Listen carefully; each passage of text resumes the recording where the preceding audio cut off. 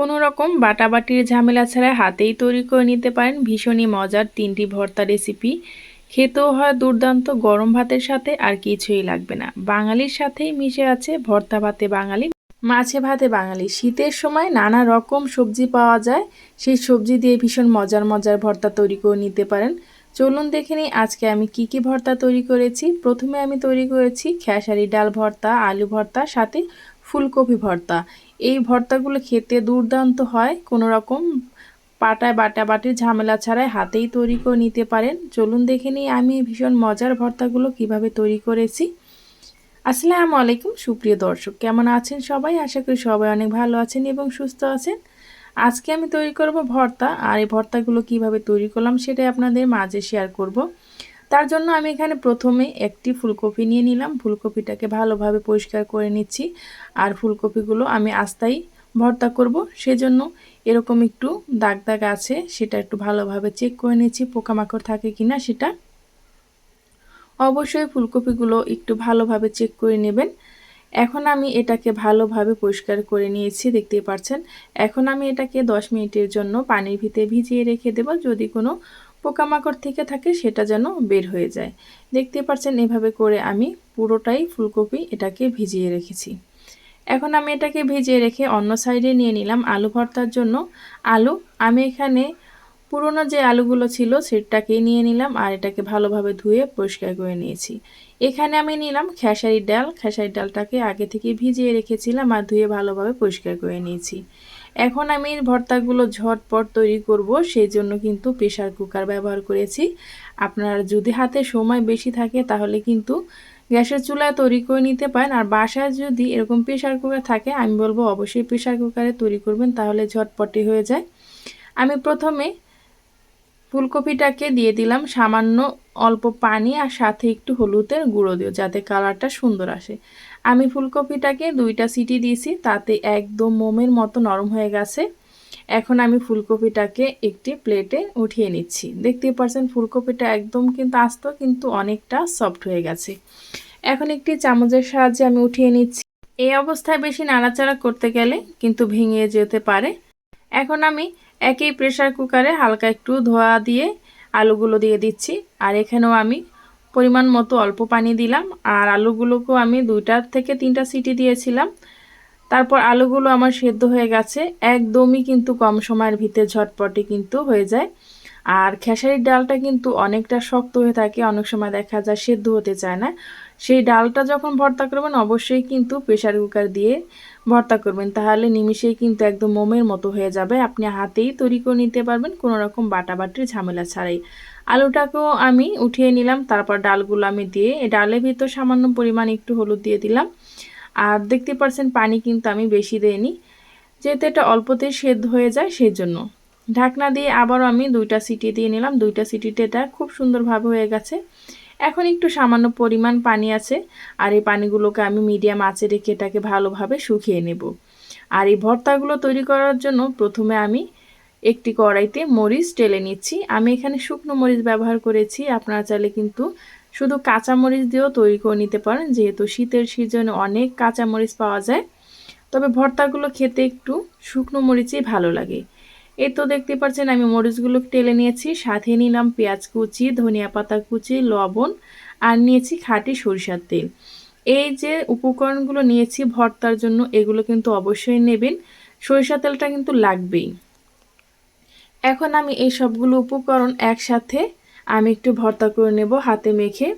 আপনারা চাইলে কিন্তু এই উপকরণগুলো দিয়ে পেঁয়াজ ভর্তাও তৈরি করে নিতে পারেন। এই ভর্তাটাও কিন্তু খেতে বেশ ভালোই লাগে। শীতের সময় আমার কাছে প্রতিদিন দুপুরবেলা গরম ভাতের সাথে ভর্তা হলে আর কিছুই লাগে না। আমি চেষ্টা করি প্রতিদিন একটা করে ভর্তা করার জন্য, যদি নাও করতে পারি তাহলে কিন্তু এই পেঁয়াজ মরিচ ভর্তাটা আমি অবশ্যই করি। এটা করতে কিন্তু কোনো ঝামেলাই লাগে না। পেঁয়াজ মরিচ ধনিয়া পাতা কুচি করে সরিষা তেল দিলে মেখে নিলে কিন্তু ভর্তাটা হয়ে যায়। এখন আমি এটাকে সব ভালোভাবে হাতের সাহায্যে মিক্স করে নিচ্ছি। যেহেতু আমি ভর্তাগুলো সব তৈরি করব আগেই সব রেডি করে নিচ্ছি। এভাবে করে আমি সব কিছু একসাথে রেডি করে এখন এর ভেতরে দিয়ে দিচ্ছি সরিষা তেল। তারপর একটা সাইডে একটা বাটিতে আমি এইগুলো উঠিয়ে নেব। তারপর আমি এগুলোকে যতটুকু প্রয়োজন ঠিক ততটুকু নিয়ে আমি ভর্তাগুলোতে দিয়ে দেব। একসাথে মেখে নিলে ভর্তাগুলো তৈরি করতে কিন্তু খুবই সুবিধা হয়, সেই জন্য কিন্তু আমি এখানে তৈরি করে নিলাম। আর দেখতেই পাচ্ছেন আমি ভর্তাটা একটা সাইডে রেখে দিচ্ছি। এখন আমি এখানে যে ডালটা সেদ্ধ করে রেখেছিলাম, দেখতেই পাচ্ছেন ডালটাকে আমি কতটা শুকনো শুকনো করে নিয়েছি আর একদম কিন্তু মোমের মতো হয়ে গেছে নরম।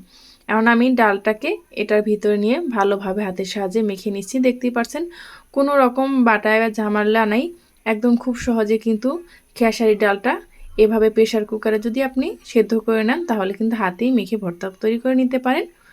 এখন আমি ভালোভাবে মেখে নিয়েছি। এখন আমি এর ভেতরে দিয়ে দিলাম সরিষার তেল। এই পর্যায়ে একটু চেক করে দেখবেন, আমি যেহেতু মরিচ ভর্তায় লবণটা দিয়েছিলাম সেই জন্য এই অবস্থায় যদি প্রয়োজন হয় তাহলে কিন্তু দিয়ে দিতে পারেন, আর নাহলে কিন্তু দেওয়ার দরকার নেই।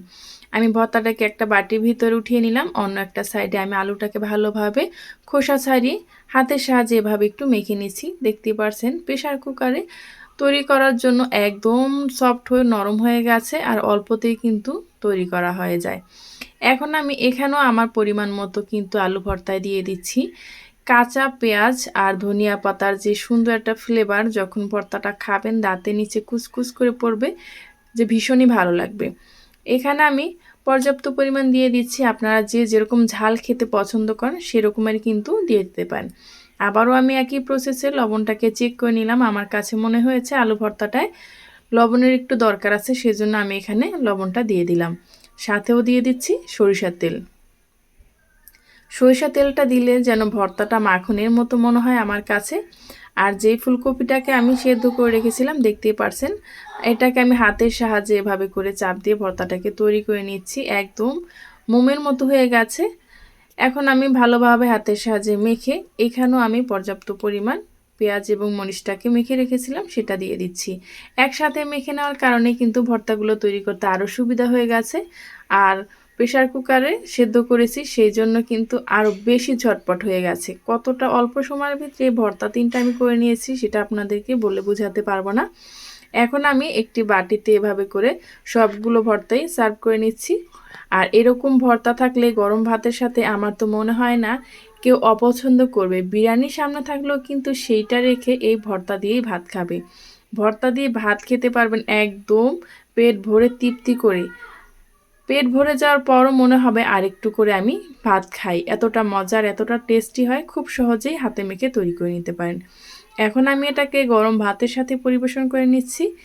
যাদের যাদের এই ভর্তা দেখে খেতে ইচ্ছে করবে আপনারা কিন্তু এভাবে ঝটপট বুদ্ধি খাটিয়ে প্রেশার কুকারেও কিন্তু তৈরি করে নিতে পারেন। এ পর্যন্ত যারাই আমার সাথে ছিলেন তাদেরকে জানাই অসংখ্য ধন্যবাদ। ভিডিওটি দেখতে দেখতে কোনো অংশ যদি আপনাদের কাছে ভালো লেগে যায় তাহলে চ্যানেলটি সাবস্ক্রাইব করে পাশে থাকা বেল আইকনটা ক্লিক করে রাখবেন, যাতে করে যে কোনো রেসিপি আপলোড করা মাত্রই আপনার কাছে নোটিফিকেশন পৌঁছে যায়, আপনি দেখে নিতে পারেন। যারা এই ভিডিওটি ফেসবুক পেজ থেকে দেখছেন চাইলে পেজটি ফলো দিয়ে আমার সাথেই থাকতে পারেন। যদি আপনাদের কাছে এই ভিডিওটা বেশি ভালো লেগে থাকে তাহলে কাছের মানুষের কাছেও শেয়ার করে দিতে পারেন। এখন যেহেতু শীতের সিজন, আমার চ্যানেলে কিন্তু নানা রকম পিঠা রেসিপি দেওয়া আছে, চাইলে সেগুলো দেখে আসতে পারেন। পরবর্তী ভিডিও পর্যন্ত সবাই ভালো থাকবেন। আল্লাহ হাফেজ।